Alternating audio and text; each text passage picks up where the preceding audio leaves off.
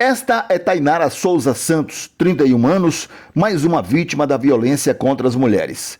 Ela teve as duas pernas amputadas quando caminhava sobre uma calçada e foi atropelada propositalmente por Douglas Alves da Silva, 26 anos. O motorista acelerou por mais de 1 quilômetro com Tainara presa debaixo do carro. A Polícia Civil de São Paulo, onde o crime ocorreu no fim de novembro, trata o caso como tentativa de feminicídio, classificado quando a violência é motivada por gênero, geralmente ligada a ciúmes, controle ou menosprezo à condição feminina. E as mulheres são as principais vítimas em todas as categorias de violência no Brasil, com a violência doméstica liderando as notificações. Dentro desse grupo, a maior parte dos registros ocorre entre mulheres com transtorno mental. Essa estatística persiste há alguns anos em todo o Brasil e a Bahia não fica de fora. A revelação é feita no estudo publicado pelo Atlas da Violência do Instituto de Pesquisa Econômica Aplicada, o IPEA. E mais um dado que assusta: a casa não é o lugar mais seguro para a mulher. Dados do Registro Brasileiro de Segurança Pública mostram que nos casos de feminicídio, 64,3% dos eventos aconteceram dentro de casa. As demais formas de mortes violentas e intencionais dentro de casa representam 29,3% do total.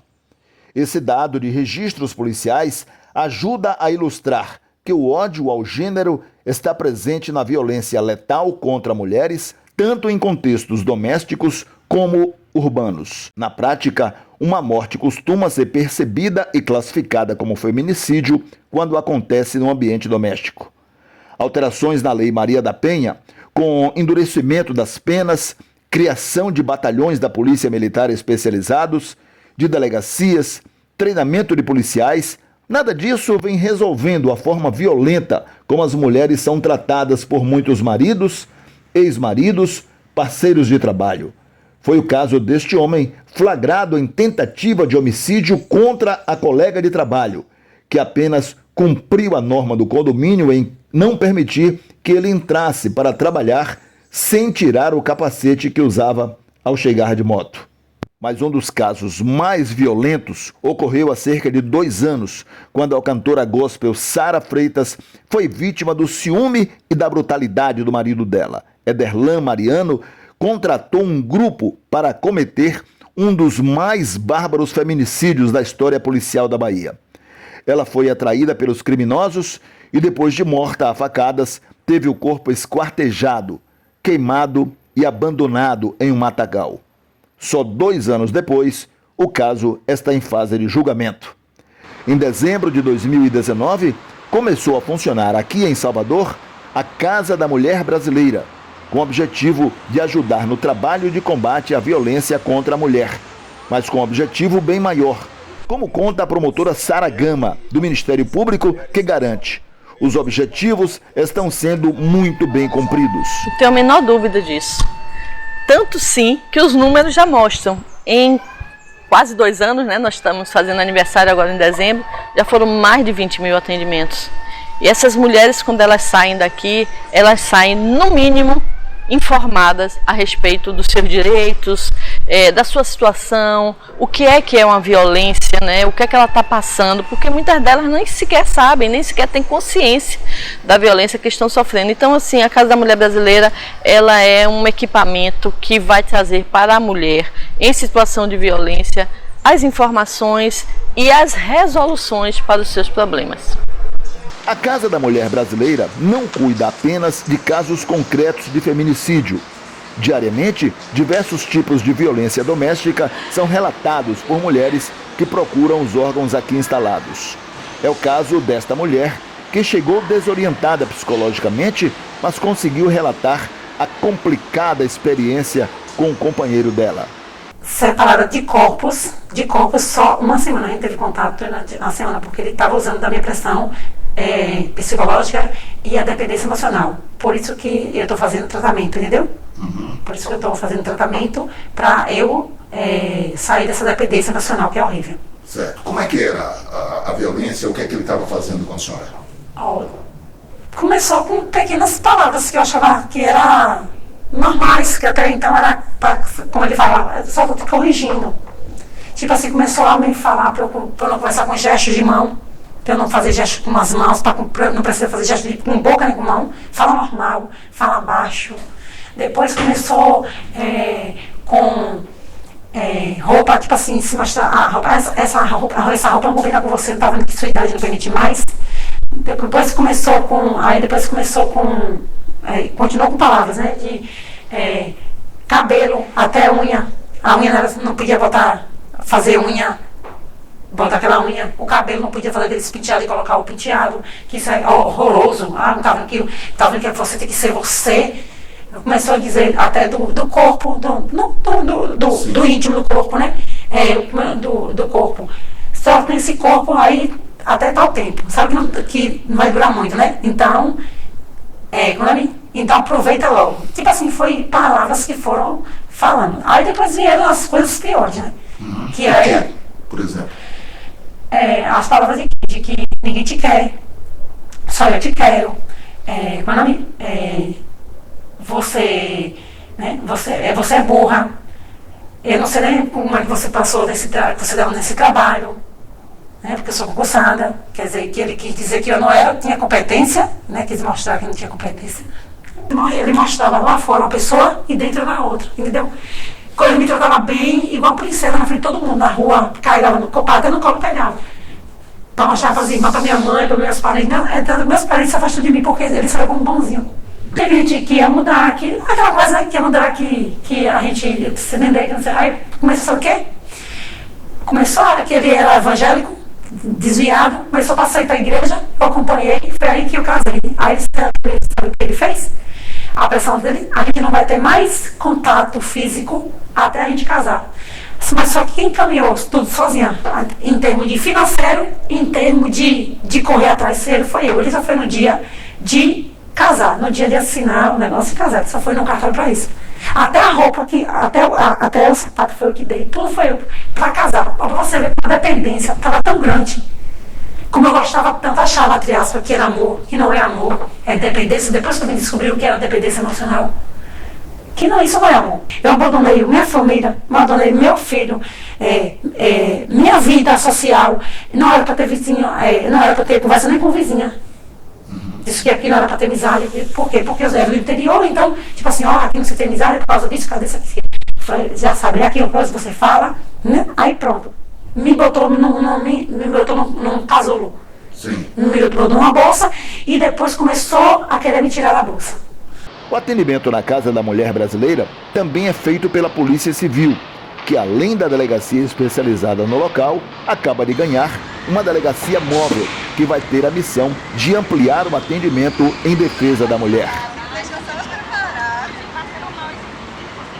A gente recebeu hoje essa delegacia móvel, objetivando que a gente possa ir a festas populares, a local onde há uma aglomeração de pessoas, a local de difícil acesso, local onde as delegacias especializadas não estão, mas que tenham um alto número de ocorrências relacionadas às mulheres idosas, população LGBTQIAPN+, né, e todos os vulneráveis em geral.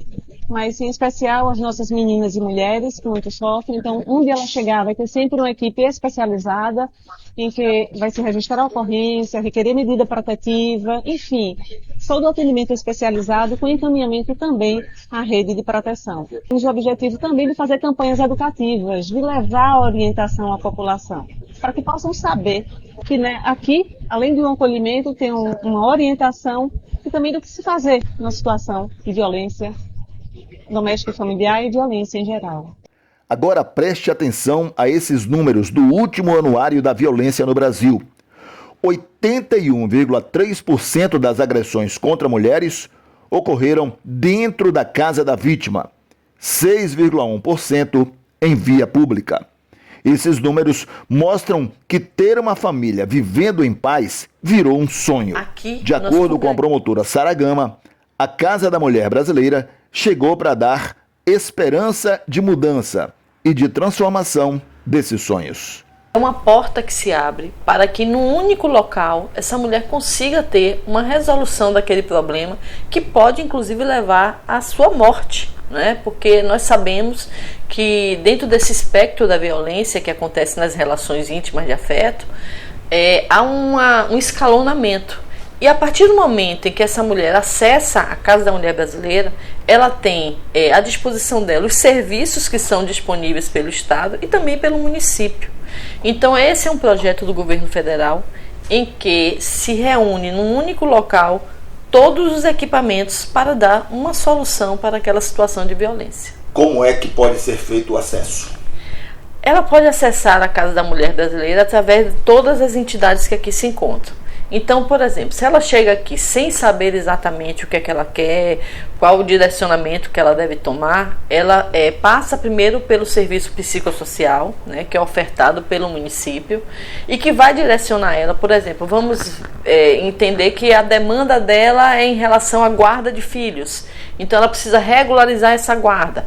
Ela é direcionada para a Defensoria Pública que se encontra aqui para que ela possa, né, a Defensoria possa ingressar como a instituição que faz esse papel, né, como advogado de pessoas hipossuficientes para poder trazer essa mulher para o sistema de justiça e resolver. Não, mas ela não tem só essa demanda, ela está vivendo a violência efetiva. Além de ter o problema da guarda dos filhos, ela está sofrendo violência, ela está apanhando do seu companheiro, ela quer uma medida protetiva, ela é direcionada para o nosso núcleo, porque aqui ela pode ter o pedido de medida protetiva, independente de ter um boletim de ocorrência. Não, mas ela precisa que esse homem, ela quer que haja a investigação, ela quer que essa pessoa seja punida, ela vai até a delegacia e ela registra um boletim de ocorrência, onde os delegados vão abrir um inquérito para que seja investigada aquela situação criminal e, posteriormente, essa pessoa ser responsabilizada por isso. Então, são vários caminhos que ela tem. Se ela precisa somente do psicossocial, ela vai ter esse acesso. Se ela precisa do sistema de justiça, aqui dentro, inclusive aqui nós temos uma vara de violência doméstica, que aqui também terá audiência, terá a sentença que vai determinar o que é que essa situação vai ser, como vai ser resolvida essa situação. Qual deve ser o primeiro caminho da mulher quando ela sofre uma violência doméstica em particular? É uma delegacia de polícia ou a Casa da Mulher Brasileira? A delegacia, inclusive, se encontra aqui também, né? Mas, assim, as estatísticas mostram que a primeira porta que a mulher bate são duas portas importantes. Um é o sistema de saúde, porque às vezes ela está ferida, né? Ela está efetivamente com alguma sequela que necessita do sistema de saúde. E a segunda é a delegacia, porque naquele momento do auge da violência, a intervenção da polícia, da autoridade policial, vai fazer com que, inclusive, aquele agressor seja preso em flagrante. E esse é o papel que a polícia desempenha, né? O papel de chegar até o local do crime, de coletar as provas, de investigar aquela situação. Então, assim, a depender da situação que ela estiver vivendo, ela pode acessar através, inclusive, remotamente. Tem um número 190, que é o número da polícia, a polícia militar vai chegar até lá, uma viatura vai chegar até ela, para dar uma resposta naquele momento, no auge daquela violência. Posteriormente a isso, o que ela precisa fazer, você fez uma pergunta bem interessante, que aí a gente tem uma divagação, digamos assim, porque tanto você tem a questão prática, como tem a questão pessoal. Para mim, a primeira coisa que a mulher em situação de violência, ela precisa compreender e ela precisa fazer é se ver como vítima, é se posicionar como vítima, e a partir daí, ela sabendo que ela é vítima, ela tem os equipamentos que vão dar a ela essa resposta. Então, são vários os caminhos. As mulheres já conhecem essa defesa? Olha, completamente? Completamente não. Há pesquisas, inclusive, que mostram que, embora a Lei Maria da Penha seja a lei mais conhecida do país, um número mínimo de mulheres conhecem como a estrutura da lei pode dar um respaldo para elas. Poucas mulheres conhecem. A grande maioria sabe que existe a Lei Maria da Penha, sabe que violência contra a mulher é crime e que elas podem, né, se socorrer do poder público nesse sentido, mas elas não sabem a dinâmica da lei. como ela vai ser abarcada por essa lei, como ela vai ser conduzida para que tenha uma solução para aquele problema. Então, esse é inclusive um dos grandes empecilhos que nós temos. Às vezes a mulher chega, ela imagina que vai ser resolvido imediatamente, e não é bem assim, porque há um processo. Quando existe inclusive o processo criminal, esse processo ele segue os ritos processuais que estão lá dentro do Código de Processo Penal desde a década de 40. Isso tem que ser obedecido, né? Inclusive o princípio da ampla defesa, aquele agressor que vai ser chamado para que ele tenha o direito de se defender. Então, existe todo um procedimento que é um caminho. O que nós fazemos, e que é importante que se chame a atenção, é que nesses locais, principalmente Casa da Mulher Brasileira, como eu volto a falar, que congrega, né, todas as instituições de acolhimento e de enfrentamento à violência, essa mulher ela tem que ser devidamente informada para que ela esteja... Aquela palavra tão bonita que a gente fala, empoderamento, isso diz respeito a isso. O conhecimento empodera. E essa mulher ela tem que ter conhecimento dos caminhos, dos passos que serão dados para que ela se livre da violência, para que aquele agressor seja responsabilizado e para que ela possa seguir a sua vida posteriormente longe de qualquer resquício daquela violência, inclusive para que ela não encontre no seu caminho outros companheiros e outras pessoas que possam repetir, né? Então esse empoderamento perpassa inclusive pelo fortalecimento emocional e psíquico dessa mulher, que nós podemos fazer aqui na Casa da Mulher Brasileira. E qual tem sido o papel da Casa da Mulher Brasileira na recuperação da dignidade dessas mulheres? Um papel fundamental, até porque se você olhar, nós temos 2 anos, vamos fazer 2 anos de casa, já foram mais de 20 mil atendimentos nessa Casa da Mulher Brasileira, e assim, graças a Deus, mulheres que estiveram aqui conosco, elas não têm voltado, ou seja, a violência tem realmente saído das suas vidas. Posteriormente, às vezes, elas precisam ser acompanhadas, né, no sentido de a prevenção da violência, por exemplo, casos muito graves, a gente aciona a patrulha da Maria da Penha, né, que vai fazer com que aquela mulher seja acompanhada pela polícia militar, ou que ela esteja aqui dentro da Casa da Mulher Brasileira para estar no centro de referência e ter um acompanhamento psicológico. Isso também é possível, para que ela realmente se fortaleça e não permita que a violência esteja na sua vida. Uma vez dentro da Casa da Mulher Brasileira, ela estará para sempre protegida, doutora? Olha, o para sempre a gente nunca pode dizer, né, Genildo? Porque a vida é essa dinâmica de altos e baixos, a gente não pode prever, somente Deus mesmo é que vai dizer, né, o destino de cada pessoa. Mas assim, eu acho que a mulher que passa pela Casa da Mulher Brasileira e que tem o acolhimento devido, ela se fortalece no sentido de que ela não vai mais permitir que determinadas situações se repitam.